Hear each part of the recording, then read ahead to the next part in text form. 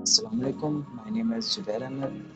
Today, our topic about liver cirrhosis in adult health nursing. सबसे पहले हम learning objectives को कवर करेंगे जो कि anatomy of liver, liver cirrhosis, causes and pathophysiology of liver cirrhosis, उसके बाद क्लिनिकल मैनिफेस्टेशंस उसकी और डायग्नोस्टिक फाइंडिंग्स कि किन चीज़ों किन मेजरमेंट्स के ज़रिए हम इसको डायग्नोस कर सकते हैं। उसके बाद मेडिकल और सर्जिकल मैनेजमेंट है, फिर नर्सिंग मैनेजमेंट, फिर nursing diagnosis on liver cirrhosis. तो फिलहाल हम देखते हैं कि एनाटॉमी के लिहाज से लिवर में क्या चीज़ें पाई जाती हैं। सबसे पहले जैसे लिखा हुआ है कि इंफीरियर वेना कैवा होती है, जैसे हेपेटिक वेन है, हेपेटिक आर्टरी भी हम कहते हैं, एरोटा फॉल्सिफॉर्म, इसमें लिगामेंट्स होते हैं, इसमें डिफरेंट लोब्स होती हैं, और gall bladder, bile duct, etc. उसके बाद सबसे पहले हम डिफाइन करते हैं कि लिवर होता क्या है। Liver is a large gland of our body located in upper right portion of the abdomen, जो कि हमारे एब्डोमेन के राइट साइड में अपर साइड पे प्रेजेंट होता है। It perform several essential function, ये हमारी बॉडी में इंपॉर्टेंट फंक्शंस भी परफॉर्म करता है, जैसे कि डिटॉक्सिफिकेशन, मतलब कि हमारी बॉडी में जो टॉक्सिक सब्सटेंस होते हैं वो लिवर में जब पहुंचते हैं तो लिवर उसको डिटॉक्सिफाई भी कर देता है, मेटाबॉलिज्म कर देता है न्यूट्रिएंट्स को, फैट्स को, जो कि आगे जाके प्रोडक्शन भी करवाता है बाइल की और स्टोरेज ऑफ विटामिन। उसके बाद है लिवर सिरोसिस। अब हम पढ़ेंगे कि लिवर सिरोसिस होता क्या। Cirrhosis is chronic liver disease characteristically by replacement of normal liver tissue with diffuse fibrosis that disrupt the structure and function of liver। ये लिवर की क्रॉनिक लंबे अरसे के लिए एक डिजीज हो जाती है लिवर को, जो कि लीवर के स्ट्रक्चर और उसकी फंक्शन को अफेक्ट करती है। Why? Because replacement of normal liver tissue with diffuse fibrosis. अब डिफ्यूज फिब्रोसिस होता क्या है? Presence of fibrous tissue that spread out or scattered throughout an organ or tissue in body, कि हमारी बॉडी या किसी भी ऑर्गन या टिश्यू पे जो fibrous टिश्यू होता है, it is a type of connective tissue spread out in organ or tissue in body is called diffuse fibrosis। diffuse मतलब फैल जाना, fibrosis fibrous tissues का। In liver cirrhosis, chronic damage to liver triggers a wound healing response, कि जब chronic conditions में जब liver damage हो जाता है तो वो ट्रिगर करता है हीलिंग रिस्पॉन्स को, जो कि लीड कर जाता है एक्यूमुलेशन ऑफ फिब्रस टिश्यू की एक्यूमुलेशन की जाने। This fibrosis disturb the normal structure and function of liver, और ये फिब्रोसिस की एक्यूमुलेशन होने की वजह से जो लीवर होता है उसका स्ट्रक्चर उसकी फंक्शन डिस्टर्ब हो जाती है। ये डायग्राम में दिखाया गया है, जब नॉर्मल सेल्स हैं लिवर के जिनको हम हिपेटोसाइट्स कहते हैं, तो लिवर की स्ट्रक्चर एक स्मूथ स्ट्रक्चर हमें दिख रही है। But when cirrhotic liver take place, हमें जो हिपेटोसाइट्स हैं वो नॉर्मल कंडीशन में स्मूथ नहीं नजर आ रही, जैसे किसी चीज पे जंग लग जाता है उस टाइप हम नजर आ रहा है, because fibrous tissue take place on liver. अब इसकी कुछ टाइप्स होती हैं, जो मेन टाइप्स हैं हम डिस्कस करते हैं कि पोस्ट नेक्रोटिक सिरोसिस। जैसे कि नाम से ही जाहिर है, पोस्ट नेक्रोटिक मतलब कि नेक्रोसिस की वजह से जो सिरोसिस होता है उसको पोस्ट नेक्रोटिक सिरोसिस कहते हैं। Post necrotic cirrhosis in which there are broad bands of scar tissue, कि वो सिरोसिस जिसमें बहुत ज़्यादा स्कार टिश्यू बन जाते हैं। This is late result of previous bout, और ये कोई भी प्रीवियस शॉर्ट ड्यूरेशन का हमें कोई भी वायरल इन्फेक्शन होता है जो कि हमें इन्फ्लेमेशन की तरफ ले जाता है, उसकी वजह से हो जाता है। बाउट कहते हैं short period of illness. It cause due to severe inflammation and massive necrosis of hepatocytes, ये जो कि होता क्यों है कि इन्फ्लेमेशन हो जाती है और बहुत ज़्यादा नेक्रोसिस हो जाती है हेपेटोसाइट। हेपेटोसाइट क्या है? वो है हमारे लीवर के सेल जिनको हम हेपेटोसाइट्स कहते हैं। हेपेटो में लीवर, साइट्स में सेल। अल्कोहलिक सिरोसिस, अब जैसे कि नाम से ही जाहिर है अल्कोहलिक सिरोसिस मतलब अल्कोहल की वजह से होने वाला सिरोसिस अल्कोहलिक सिरोसिस कहलाता है। Alcoholic cirrhosis in which the scar tissue characteristically surround the portal areas. अब सबसे पहले हमें पता होना चाहिए कि पोर्टल एरियाज होता कौन से हैं। वो एरिया जहाँ से hepatic when, hepatic artery, bile duct, lymphatic vessel जो भी होती हैं वो लिवर में इंटर भी होती हैं और उसी एरिया से लिवर से एग्जिट भी होती हैं। उस point of entry and exit in liver is called portal area. Alcoholic cirrhosis में स्कार टिश्यू सराउंड कर लेते हैं उस पोर्टल एरिया को। It occurs due to excessive intake of alcohol that leads to accumulation of fat in liver। इसमें होता क्या है कि जब कोई पर्सन बहुत ज्यादा अल्कोहल का यूज करता है तो उसकी वजह से फैट एक्यूमुलेशन हो जाती है हमारे लिवर में। It is most common type of cirrhosis. अब होता क्यों है फैट एक्यूमुलेशन? बिकॉज हम जब अल्कोहल यूज कर रहे हैं तो उसमें टॉक्सिक सब्सटेंसेस होते हैं। जब वो टॉक्सिक सब्सटेंस एक नॉर्मल अमाउंट से बहुत ज्यादा हो जाते हैं तो लीवर के सेल्स हेपेटोसाइट्स पे अफेक्ट करते हैं जो कि उनकी मेटाबॉलिज्म करने की सलाहियत को रिड्यूस कर देता है। Third is biliary cirrhosis. Biliary cirrhosis मतलब बाइल डक्ट से रिलेटेड है। Scarring of tissue occur in liver around bile duct due to biliary obstruction for a long time and cholestasis के लिवर में जो बाइल डक्ट होती है जो कि बाइल को ट्रांसपोर्ट करवाती है लिवर से गॉल ब्लैडर में, उसमें ऑब्स्ट्रक्शन आ जाती है लॉन्ग टाइम के लिए। अब कोलिस्टेसिस क्या होती है? ये वो कंडीशन होती है जब हमारा बाइल का फ्लो जो होता है वो लिवर से गॉल ब्लैडर की तरफ रिड्यूस हो जाए या ब्लॉक हो जाए, उसको हम कोलिस्टेसिस कहते हैं। ये पैथोलॉजिकल कंडीशन है जो कि डेवलप करती है बैलरी सिरोसिस को। नेक्स्ट है कॉजेज ऑफ सिरोसिस। सबसे पहले है अल्कोहलिज्म। जैसे कि हमने पहले ही डिस्कस किया है इसकी टाइप्स में भी कि अल्कोहल कैसे अफेक्ट कर रहा है कि ये फैट की एक्यूमुलेशन को बढ़ा रहा है, लिवर सेल्स को डैमेज कर रही है टॉक्सिक इफेक्ट की वजह से, इस वजह से ये काज है। दूसरा बैरली ऑब्स्ट्रक्शन है। ये भी हमने इसकी सेकंड लास्ट टाइप पढ़ी है हमने, बैलरी सिरोसिस, जिसमें क्या था, बैलरी ऑब्स्ट्रक्शन आ रही थी। अब ऑब्स्ट्रक्शन किसी भी वजह से पैथोलॉजिकल कंडीशन कोई भी हो सकती है जिसकी वजह से क्या होगा, बाइल जो है वो ट्रांसपोर्ट नहीं होगा लिवर से गॉल ब्लैडर की जाने, तो बाइल एक्यूमुलेशन होना स्टार्ट कर देता है, एक ही जगह पे जमा होने लग जाता है लिवर में, जो कि डिजीज काज करता है। Third one is chronic viral infections of liver.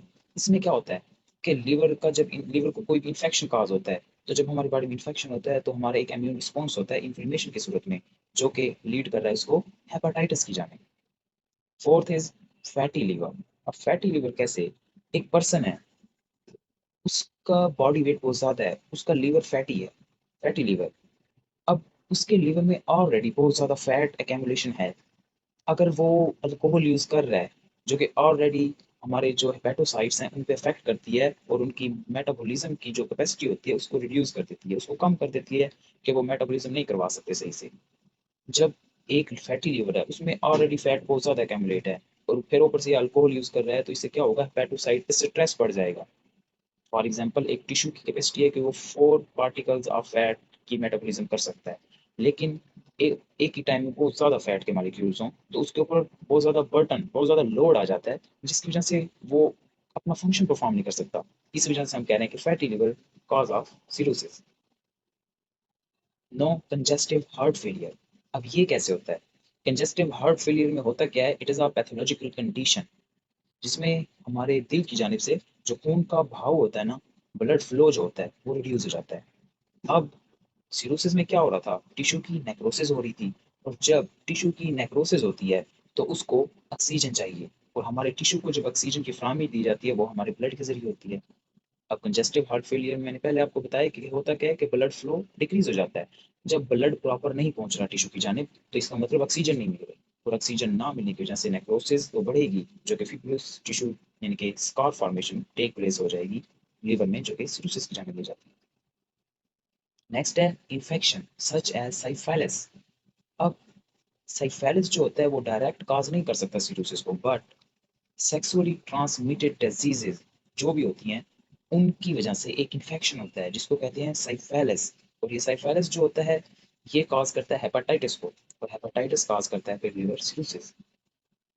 Last one is poorly form bile duct. अब पोरली फॉर्म बाइल डक्ट को हम बैलरी एट्रेजिया भी कहते हैं। इसमें होता क्या है कि बाइल जो डक्ट थी उसमें कोई भी एनाटोमिकल एबनॉर्मलिटी या स्ट्रक्चरल डिफेक्ट है उसमें, मतलब कोई भी जैसे हम गाल स्टोन आ गया उसके अंदर, तो स्ट्रक्चर में जब इफेक्ट होगी तो बाइल की ट्रांसपोर्टेशन नहीं होगी तो वो अफेक्ट करेगी लीवर को। मैनिफेस्टेशंस क्या हैं इस डिजीज की, कौन सी साइन सिम्टम्स हैं जो हम देखते हैं इस डिजीज में? फर्स्ट ऑफ ऑल हम देखते हैं कि पेरिफेरल एडिमा हो जाता है। अब पेरिफेरी क्या होती है? हमारी लिम्स होती हैं। अब पेरिफेरल एडिमा क्या होता है कि इसमें हमारी जो लोअर लिम्स होती हैं, हमारे एंकल, हमारी लेग्स में एडिमा कॉज हो जाता है।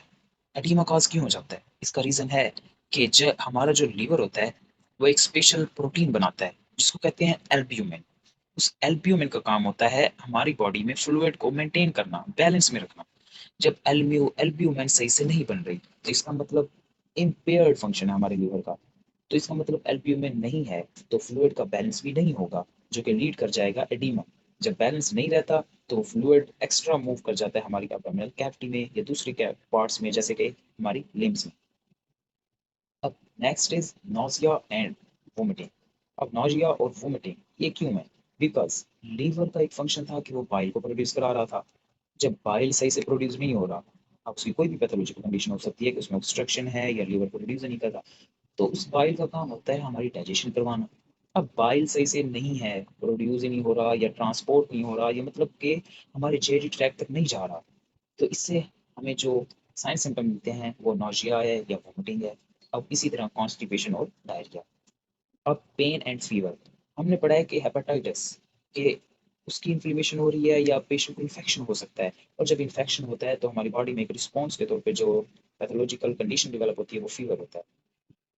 और पेन क्यों हो रहा है? क्योंकि हमारा एक इंपॉर्टेंट ऑर्गन है बॉडी का, लीवर, जो डिस्ट्रक्शन की तरफ जा रहा है, तो वहाँ पे नर्व डैमेज भी होगी जो हमें पेन फील कर सकते हैं। Next one is clubbing. Clubbing में क्या होता है? इसमें सिंपल ये होता है कि हमारी जो फिंगर टिप्स होती है ना, जैसे कि डायग्राम में भी दिखाया गया है, फिंगर टिप्स की स्वेलिंग हो जाती है। वो क्यों होती है? हमने पीछे पढ़ा कंजेस्टिव हार्ट फेलियर। इसमें क्या होता है? हमारा जो ब्लड फ्लो होता है बॉडी का हार्ट की जानिब से, वो रिड्यूस हो जाता है। जब ब्लड फ्लो सही से नहीं हो रहा, इसका मतलब बॉडी में ऑक्सीजन की सर्कुलेशन सही से नहीं हो रही। जब ऑक्सीजन की सर्कुलेशन सही से नहीं हो रही, उसको हम कहते हैं हाइपोक्सिया। मतलब लॉस ऑफ ऑक्सीजन। हम कहते हैं कि बहुत कम ऑक्सीजन है, हाइपोक्सिया। हाइपो मीन कम, ऑक्सिया मीन ऑक्सीजन, ऑक्सीजन की बहुत कम अमाउंट, जो कि लीड कर जाती है क्लबिंग की जाने। अब इनलार्ज लीवर, कि लीवर की इनलार्जमेंट कैसे होती है? उसमें सिंपल ये होता है कि इन्फ्लेमेशन हो रही है, और जब किसी ऑर्गन की इन्फ्लेमेशन होती है तो उसका साइज इंक्रीज हो जाता है। Next is ascites. इसमें क्या होता है कि हमने पढ़ा कि एडिमा काज हो रहा है, फ्लूइड एक्यूमुलेशन हो जाती है बॉडी कैविटी में, एब्डोमिनल कैविटी में, जो कि एसाइटीज की जानिब ले जाती है। उसके बाद है red spider like blood vessel on skin. अब ये समझने वाली चीज़ है कि हमारी बॉडी पे red blood vessel on skin spider like कैसे, मतलब किस तरह हमारे शो होती है? नॉर्मल कंडीशन में हमें नहीं पता चलता ऐसे। इसमें होता ही है कि लीवर में हमने पढ़ा है कि एक पोर्टल एरिया होता है जहाँ पे और हेपेटिक आर्टरी, हेपेटिक वेन है, बाइल डक्ट है, वो इंटर भी होते हैं और वो एग्जिट भी होते हैं। लेकिन जब स्कार टिश्यू बनने लग जाते हैं तो उस एरिया को बहुत ज़्यादा नैरो कर देते हैं, बहुत ज़्यादा तंग कर देते हैं, जिसकी वजह से जो ब्लड सप्लाई वगैरह वहाँ से इंटर हो रही थी, एग्जिट हो रही थी, उन पे बहुत ज़्यादा प्रेशर पड़ जाता है। जैसे हम किसी पानी वाले पाइप को बहुत ज़्यादा दबा दें तो उस पर प्रेशर पड़ जाता है। इसी तरह जब ब्लड इंटर ही नहीं हो पाता लीवर में सही से, या बिल्कुल भी नहीं जा रहा, या इम्पेयर्ड हो गया है, सही से जा नहीं रहा, तो इससे क्या होगा? जो ब्लड का फ्लो होता है ना वो ब्लैक बैक हो जाता है, वो पीछे मूव करने लग जाता है। जब बैक फ्लो होता है तो जो स्मॉल वेसल्स होती हैं हमारी स्किन पे हमें नजर भी आती हैं, जो कि बहुत स्मॉल होती हैं, टिनी होती हैं, जो उनमें क्या होता है कि बैक फ्लो स्टार्ट हो जाता है। और बैक फ्लो की वजह से ब्लड उसमें एक्यूमुलेशन जैसे हमें नजर आती है, तो वो हमें वाज़े तौर पर नजर आने लग जाती है हमारी स्किन के ऊपर, जैसे कि डायग्राम में दिखाई गए हैं कि स्टमक के ऊपर जैसे नजर आ रही हैं। वो क्यों आ रही है? क्योंकि बैक फ्लो हो रहा है ब्लड का, क्योंकि ब्लड आगे नहीं जा रहा, लीवर में जाना था उसे। उसके बाद है जॉन्डिस। जॉन्डिस में क्या है? अब इसकी हम क्लिनिकल मैनिफेस्टेशन इस वजह से इसको कह रहे हैं क्योंकि लीवर का एक फंक्शन ये भी होता है कि वो ओल्ड आरबीसी, मतलब कि पुराने जितने भी हमारी बॉडी के रेड ब्लड सेल होते हैं उनको ब्रेक डाउन करता है। और जब वो रेड ब्लड सेल को तोड़ता है तो एक सब्सटेंस बनता है, एक सब्सटेंस रिलीज होता है जिसको हम कहते हैं बिलीरुबिन। वो बिलीरुबिन नॉर्मल स्टेट में तो जब टूटता है तो वो बाइल के जरिए सेक्रीट हो जाता है लीवर से।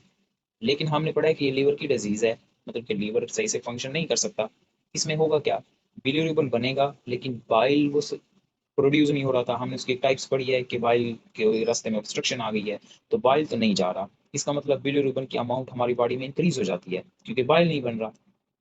तो उससे होता क्या है? हमारी स्किन है, हमारी आईज हैं, वो बहुत ज़्यादा येलो हो जाती हैं, क्योंकि बिलीरुबिन जो होता है वो येलो कलर का पिगमेंट होता है, जो कि जॉन्डिस की तरफ ले जाता है, और इसी वजह से हमें हमारी जो स्किन का कलर है, हमारी आइज का कलर है, वो येलो हो जाता है। Last is peritonitis. हमने ऊपर एक मैनिफेस्टेशन पढ़ी एसाइटीज के फ्लूइड एक्यूमुलेशन इन एब्डोमिनल कैविटी। अगर वो फ्लूइड एक्यूमुलेशन इन्फेक्टेड हो जाए किसी भी पैथोलॉजिकल कंडीशन की वजह से, अगर वो अफेक्टेड हो गई है, तो हमारे एब्डोमेन में जितने भी ऑर्गन हैं उनके एक्सटर्नली एक लेयर होती है पेरिटोनियम, जो कि प्रोटेक्ट करती है। जब वो इनफेक्ट अफेक्टेड जो फ्लूइड एक्यूमुलेशन थी एसाइटीज की, वो पेनिट्रेट करेगी उस एक्सटर्नल लेयर को, पेरिटोनियम को, तो उसकी इन्फ्लेमेशन हो जाती है, क्योंकि जब हमारी बॉडी में इन्फेक्शन होता है तो हमारा एक इम्यून रिस्पॉन्स होता है कि उसमें वहाँ पे इन्फ्लेमेशन हो जाती है। इसी तरह पेरिटोनियम की जब इन्फ्लेमेशन होगी उसको कहते हैं पेरिटोनाइटिस।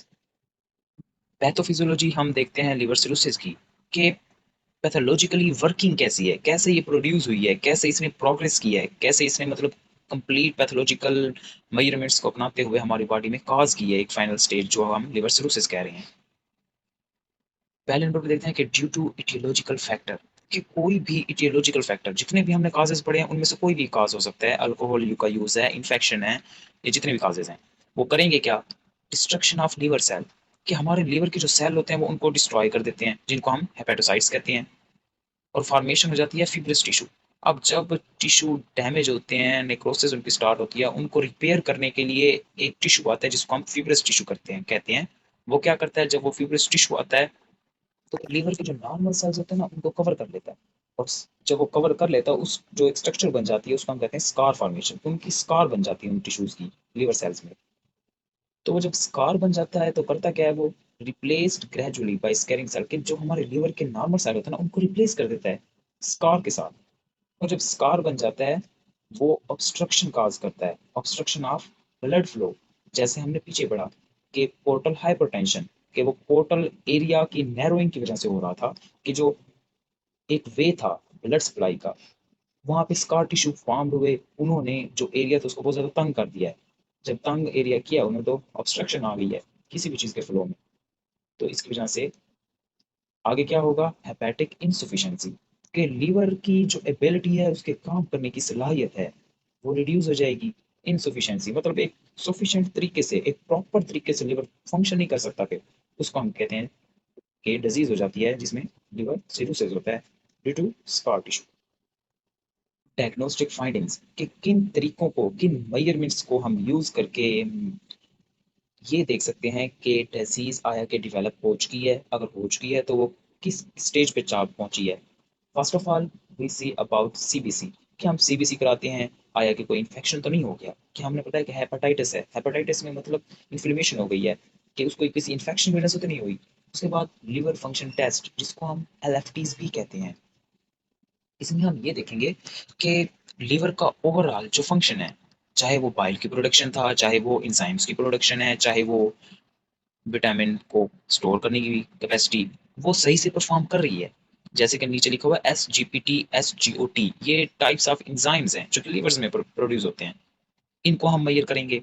उसके बाद सीरम एल्ब्यूमिन, एल्ब्यूमिन एक प्रोटीन है जो कि लीवर ही बनाता है। ये हम देखेंगे कि सीरम मतलब कि ब्लड में एल्ब्यूमिन लेवल कैसे, कितना है, नॉर्मल है, एब नॉर्मल है, जो कि हमें शो करेगा लीवर की इम्पेयर्ड फंक्शन, मतलब एब नॉर्मल फंक्शन को या उसके नॉर्मल फंक्शन को।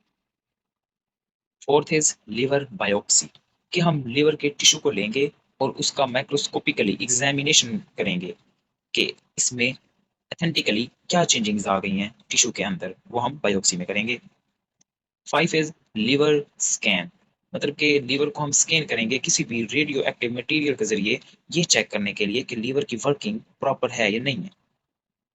अब सीटी स्कैन भी करते हैं एब्डोमेन की हम, और एमआरआई भी करते हैं, और उसके लास्ट में है अल्ट्रासाउंड ऑफ एब्डोमेन, कि एब्डोमेन का हम अल्ट्रासाउंड करते हैं। अल्ट्रासाउंड में बेसिकली हम ये करते हैं कि हम किसी भी ऑर्गन, किसी भी चीज की हम विजुअलाइज इमेज लेते हैं, कि लाइव इमेज देखते हैं हम उसको।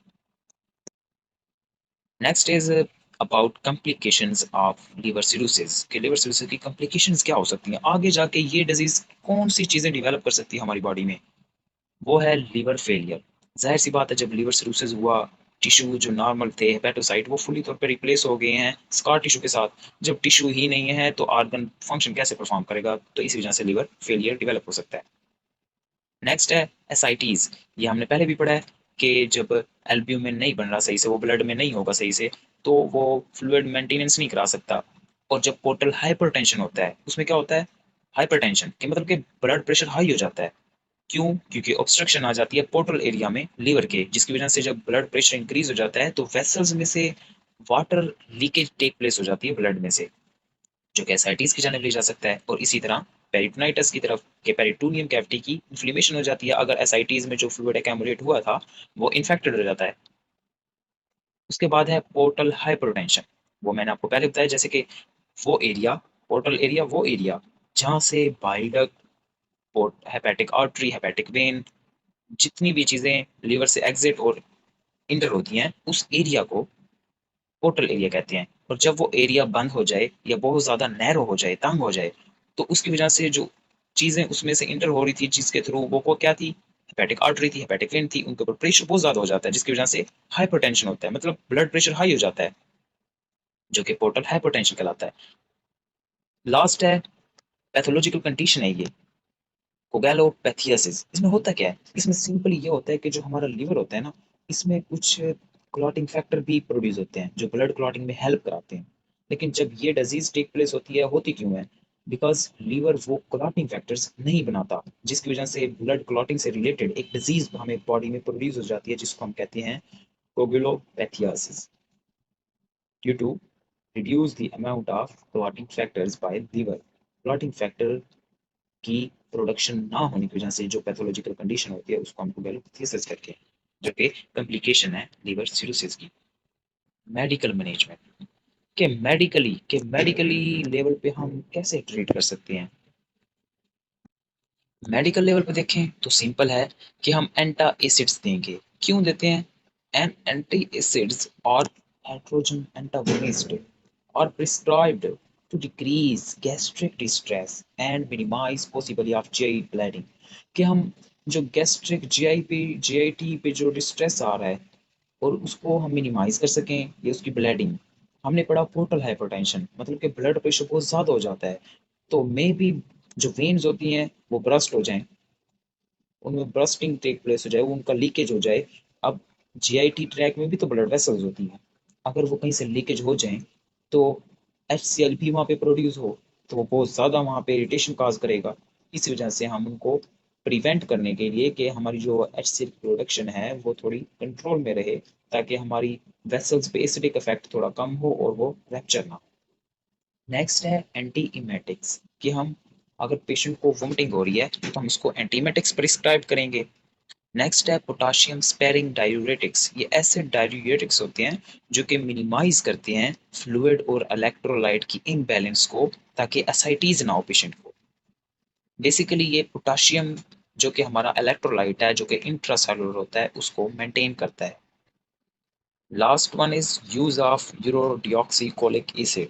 अब ये ऐसा एसिड होता है जो हम यूज करते हैं primary biliary cirrhosis to improve liver function, कि हम बैलरी सिरोसिस के बाइल डक्ट में कोई भी ऑब्स्ट्रक्शन आई, कोई भी गॉल स्टोन बना, उसको रिमूव करने के लिए हम ये एसिड यूज करते हैं, जो कि उसको डिसॉल्व कर देता है और उसके जो वे, उसका जो रास्ता होता है बाइल डक्ट का, वो क्लियर कर देता है। Next is surgical management.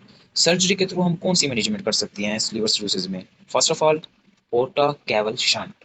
इसमें होता क्या है कि एक शंट का यूज करते हैं, मतलब कि ना हम हेपेटिक पोर्टल वेन और इंफीरियर वेना cava, इन दोनों को आपस में जोड़ देते हैं, इनको ज्वाइन कर देते हैं, ताकि लिवर में ब्लड ज्यादा ना जा सके, या लिवर क्योंकि डैमेज ऑलरेडी, वहां पे ब्लड जा ही नहीं सकता क्योंकि ऑब्स्ट्रक्शन आ रही है, जो कि पोर्टल हाइपरटेंशन काज कर रही है। उस पोर्टल हाइपरटेंशन मतलब के ब्लड प्रेशर को रिड्यूस करने के लिए हम हेपेटिक पोर्टल वेन और इंफीरियर वेना cava के दरमियान एक कनेक्शन बना देंगे, जो कि कहलाता है portacaval shunt, a surgical technique in which hepatic portal vein is joined to inferior vena cava। Second is splenorenal shunt. Splenorenal anastomosis भी इसको हम कह सकते हैं, एनास्टोमोसिस भी इसको हम कह सकते हैं।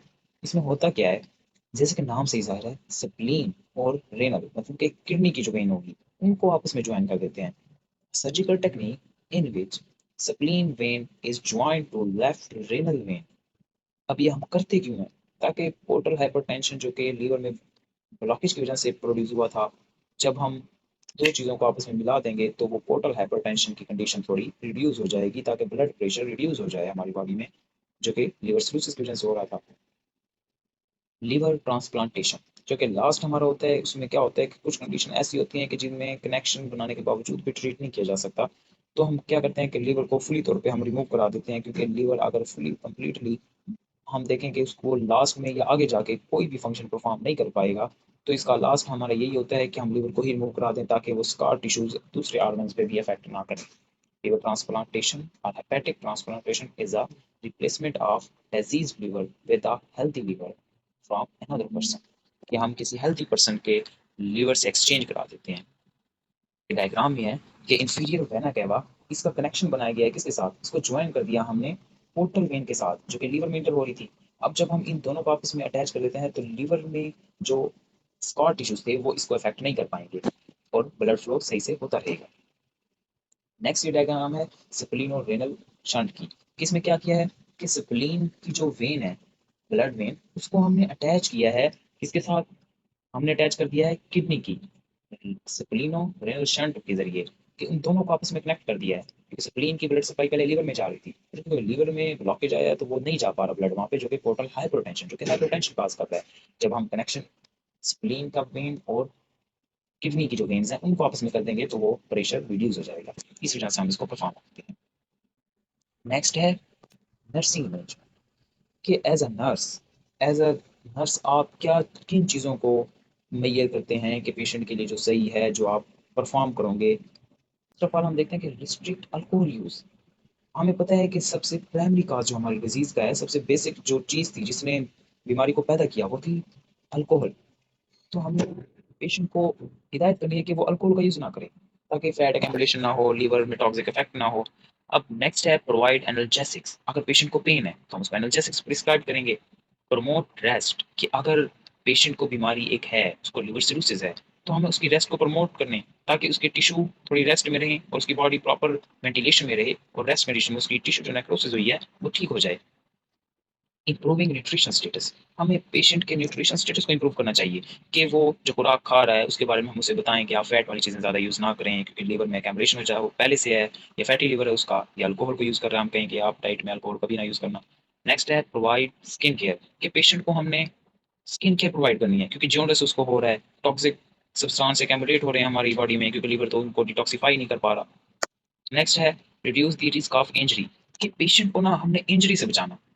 मिसाल के तौर पर जब हम कहीं जा रहे हैं सड़क पे तो हमें चोट लग जाती है, तो उससे होता क्या है, जब कोई भी हमें कट लगता है तो हमारी जो फिजा में, हमारी एनवायरनमेंट में जो माइक्रो ऑर्गेनिजम्स हैं वो जब अटैच उनको हो जाता है, वो उनका कंटेक्ट होता है उस कट के साथ, तो वो वहाँ पे इन्फेक्शन काज करते हैं। और इन्फेक्शन की वजह से हमारा इम्यूनिक रिस्पॉन्स होता है इन्फ्लेमेशन। इसी तरह जब आपको इंजरी होगी तो इन्फ्लेमेशन काज होगी, जो कि लिवर सिरोसिस की तरफ लीड कर जाते हैं। इस वजह से हमने इसको रिड्यूस करना है।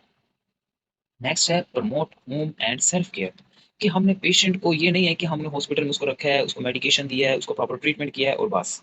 नहीं, जब वो चाहे ठीक हो चुका है, ठीक नहीं हुआ, हमने उसको प्रॉपर प्रमोट करवाना है उसकी होम केयर को, कि वो घर जाकर भी अपनी केयर कर सके खुद से।